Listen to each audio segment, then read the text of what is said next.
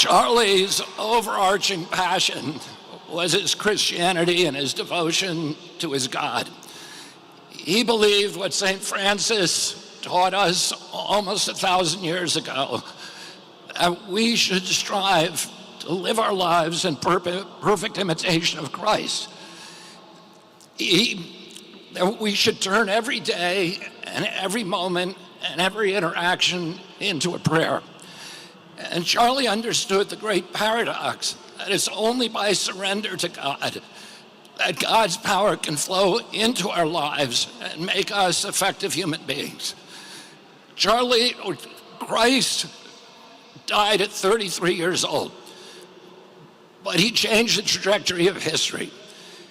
Charlie died at 31 years old, but because he had surrendered, he also now has changed the trajectory of history.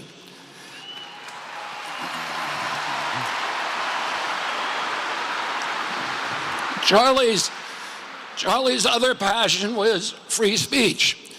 He understood that the free flow of information was the soil, the water, the sunlight for democracy.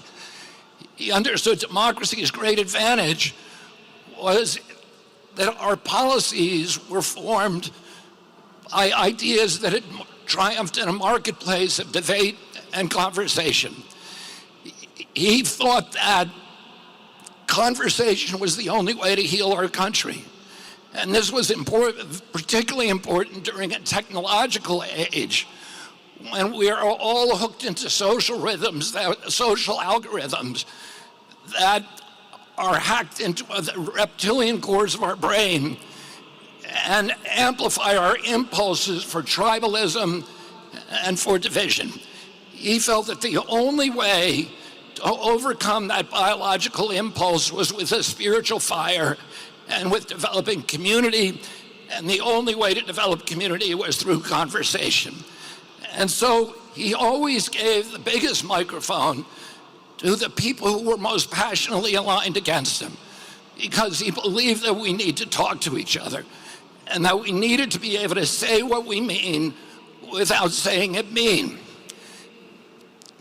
A few years ago, my brother David died, and I asked my mother, does the hole that they leave in you when they die, does it ever get any smaller?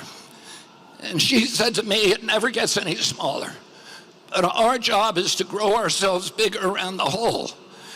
And we do that by taking the best qualities, the best, most admirable character traits of the person that died, and integrate them with restraint, with discipline, with practice into our own character. And in doing that, we make ourselves larger and the whole gets proportionally smaller.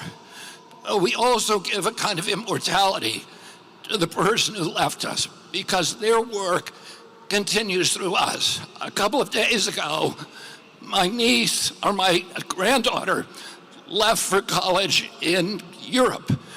Her mother noticed that she packed a Bible. When her mother asked her why she made that choice, she said, I want to live more like Charlie. And it's...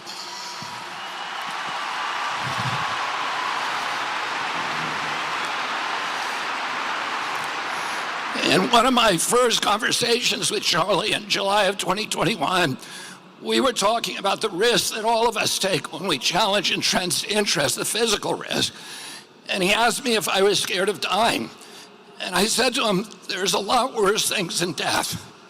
And one of those things is if we lost our constitutional rights in this country and that our children were raised as slaves. And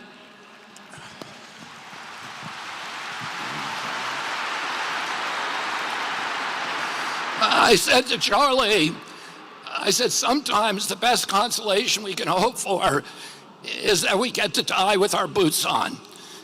Well, Charlie died with his boots on, and he died to make sure that we didn't have to undergo those fates that are worse than death. Oh, let's remember Charlie. He was, for those of us who were friends with Charlie, we don't need any more evidence of the love of God, because the evidence, the friendship is the best evidence that God loves us all. Thank you, and God bless you.